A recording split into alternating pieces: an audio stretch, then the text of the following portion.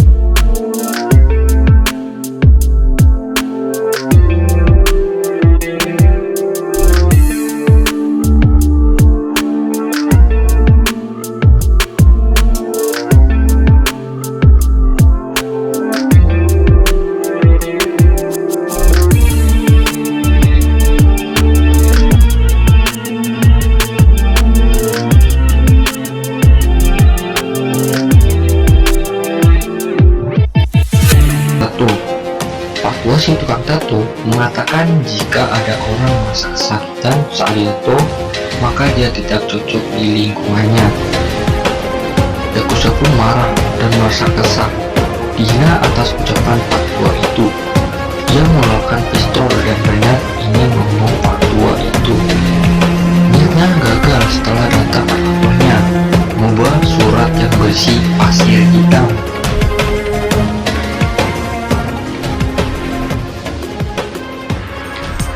Fatwa itu terlihat ketakutan dan berkata sesuatu yang mengerikan akan terjadi. Namun pemimpin Yakuza itu dan anak buahnya tidak percaya dan menertawakan fatwa itu. Fatwa itu menunjukkan bekas luka di dadanya. Selain bekas luka, ia juga menunjukkan tato ninja. Berkata ia pernah ditusuk pedang oleh pembunuh bayangan. Namun ia selamat berkat kelainan yang dimilikinya. Sejak lahir, yang membuat jantungnya berada di sebelah kanan. Pemimpin Yakuza itu pun kembali menertawakan fatwa itu. Tak lama kemudian, suasana menjadi mencengangkan setelah anak buah Yakuza kehilangan kepalanya dan jatuh di lantai. Tak lain lagi, ninja itu memang benar adanya. Mereka memakai pakaian serba hitam dan gerakannya sangat cepat seperti bayangan.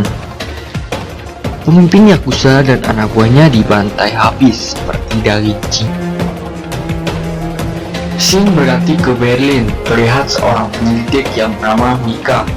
Dia menemui rekannya yang bernama Ryan dan dia membawa berkas yang berisi yaitu 100 kilo emas.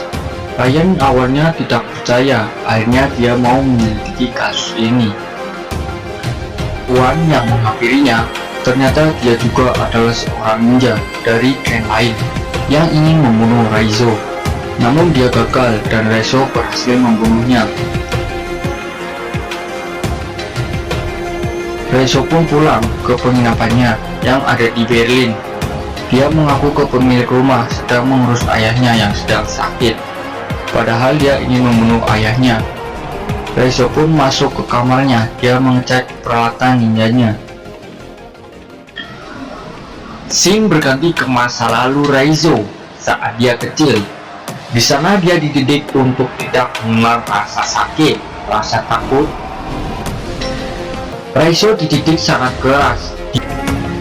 Beberapa tahun kemudian, Raizo sudah mulai besar. Terlihat Raizo dan Takeshi sedang adu ketangkasan. Raizo berhasil menjatuhkan Takeshi kepada Raizo dan menusuk perutnya dengan tangannya yang membuat Raizo kesakitan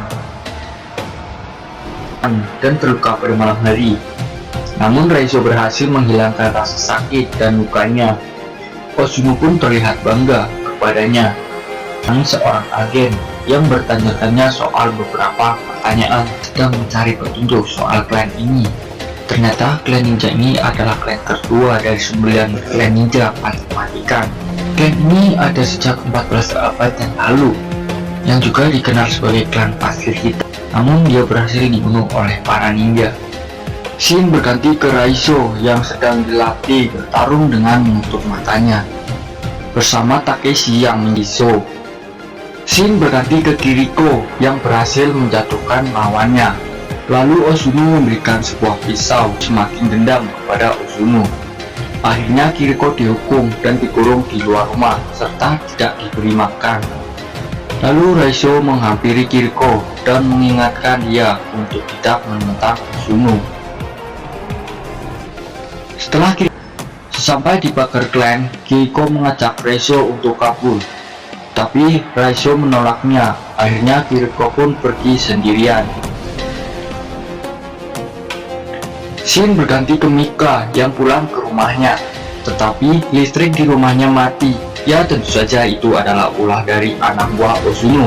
Lalu Mika menemukan surat yang berisi pasir hitam. Mika pun membukanya, dan dari balik bayangan muncul seorang ninja. Tetapi di saat yang bersamaan, Raizo mencoba melindungi Mika karena Raizo ingin bekerja sama menghancurkan klan Ozuno. Kembali ke klan untuk dibunuh bagi seorang pengkhianat. Ozuno memerintahkan Takeshi untuk mengeksekusi Kiriko. Dengan senang hati, Takeshi menerimanya karena Takeshi punya dendam dengan Raizo. Tahulah ya, Raizo punya rasa sama si Kiriko. Oke, scene berganti ke misi pertama Raizo. Dia disuruh untuk membunuh seseorang dan mengambil jam emas yang colok. Singkat cerita, Raizo berhasil membunuh orang itu dan mengambil jamnya. Lalu Raizo menemui Ozuno. Ozuno pun menyuruh Raizo untuk membunuh seorang pengkhianat. Raizo yang teringat Kiriko, ia malah menyerang Ozuno dan mengenai mukanya. Ozuno pun marah dan menyuruh anak buahnya untuk membunuh Raizo. Raizo yang hampir mati jatuh ke dalam kolam. Scene berganti ke Raizo dan Mika. Ryan yang tahu Mika sedang bersama seorang ninja, ia meminta Mika untuk bertemu di suatu tempat. Tetapi itu adalah sebuah jebakan untuk menangkap Raizo. Mika yang tidak tahu apa-apa hanya bisa marah kepada Ryan.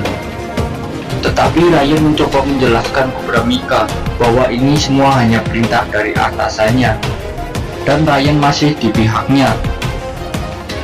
Ryan pun memberikan sebuah pelacak kepada Mika untuk mengetahui posisi Mika kalau sedang dalam bahaya. Setelah itu, Mika menemui Raizo yang sedang diikat. Raizo memberitahu Mika dia sedang diburu oleh para ninja, dan sebentar lagi para ninja akan datang. Di saat Mika memberitahu ini kepada Ryan, tiba-tiba mati listrik, dan itu pun pasti ulah para ninja. Mika pun langsung bergegas menemui Raizo, tetapi si penjaga pintu tahanan tidak mau membukanya. Akhirnya Mika mengambil kuncinya untuk membebaskan Raizo. Untung saja Mika tepat waktu membebaskan Raizo.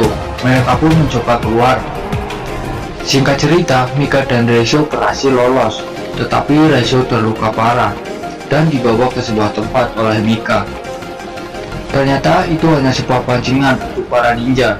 Lalu Mika memberikan pelacak yang diberikan Ryan tadi untuk mengetahui kemana Raizo dibawa oleh anak buah Ozuno.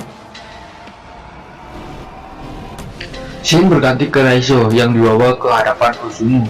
Lalu dia diikat di sebuah tiang dan disiksa. Tetapi Raizo berhasil mengaktifkan pelacak yang diberikan disebut sebagai pasir hitam. Mika pun langsung membebaskan Raizo.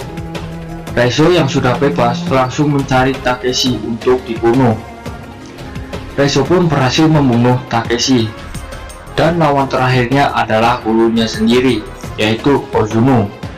Akhirnya bertarunglah mereka. Di saat Raizo terpojok, Mika datang menolong Raizo, tetapi Mika berhasil ditusuk oleh Ozuno.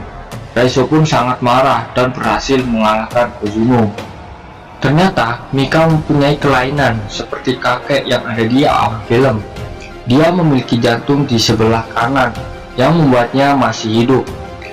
Kemudian Raizo teringat Kiriko dan dia melakukan apa yang Kiriko lakukan. Akhirnya Raizo sekarang merasa bebas. Film pun berakhir. Oh ya, film ini sebetulnya berfokus ke adegan bertarungnya ya.